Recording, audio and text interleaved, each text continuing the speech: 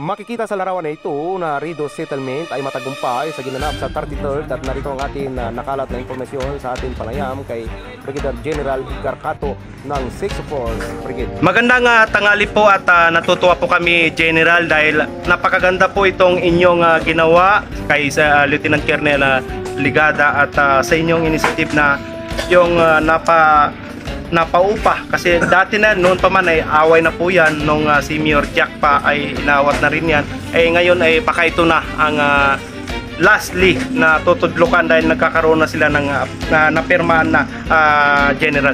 Any overview dito, sir, na sana tuloy-tuloy na sa inyong pamumuno, General ng 6th Force, sir?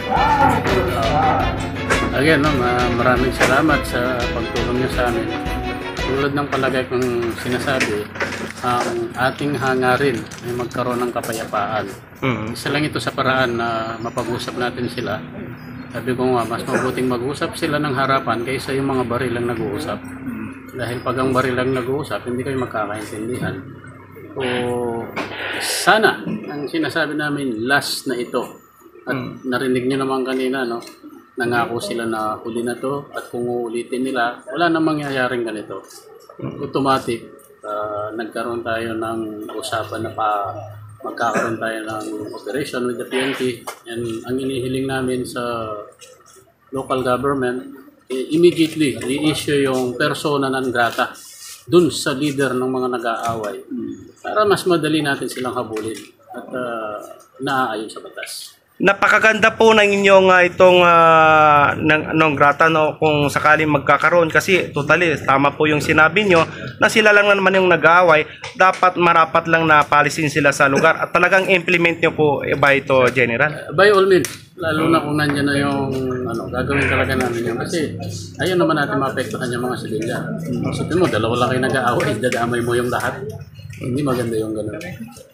Sir, paano kung sa third party, kasama third party, anong mga parusa din para sa kanila? Hindi, walang kahit sino pa yung basta nakisaw-saw ka sa away, kasama ka sa magiging operation ng PNP at ng ANP. Tulad po yung 10 barrel purintis na mayroon pa na sigalot nila. Hindi, yun naman ay parang sinasabi natin sa kanila, kaya nyo kasi nag-away sila, ibig sabihin, nagbarilan, may baril sila. So, ang objective natin doon, may surrender yung mga baril na ginagamit. Sa tingin nyo po, General, ilan pa kaya ang makikita namin na maging masaksiyan, lalong-lalo na sa inyo pong area na sakop po ng 6th Force, sir? Kanina, nabanggit ko, marami pa. Kung ako ang tatanungin, gusto kong maayos lahat yan. Pati yung mga luma na, hindi na mag-recar. Sa tulong ng mga local government, chief executive, kahit araw-araw, gagawin namin ito. Hindi kami mapapagod dahil ayaw naming mag-away, sa mga nyon ka, mamaril ka, hahabulin mo sila. Mas mabuti, dito na lang, mag-usap tayo. So, inaanyayahan ko lahat actually. Especially yung may mga rido pa na kung gusto nilang ayusin, open kami, tutulong kami. Programa ng provincial government yan, programa ng mga local government executive natin. So, susuportahan namin sila.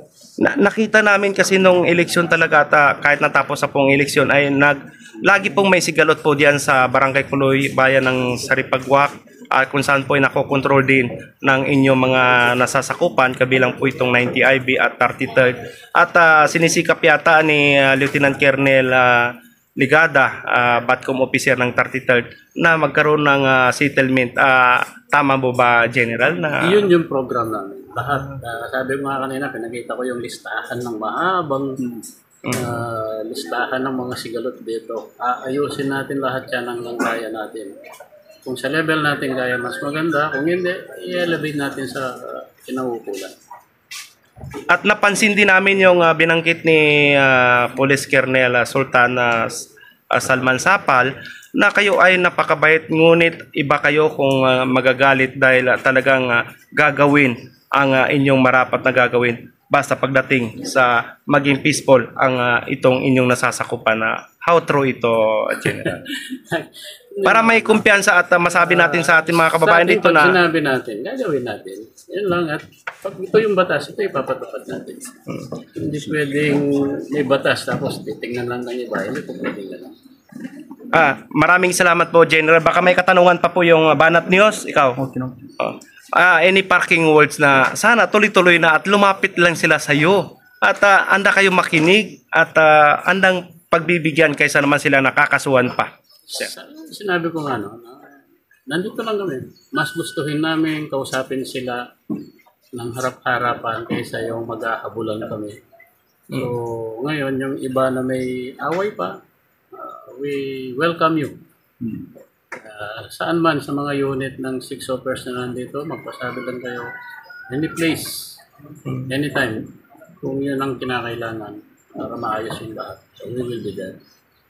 Maraming salamat. Yan pong tinig ni General Edgar Cato, 6 Opers Brigade.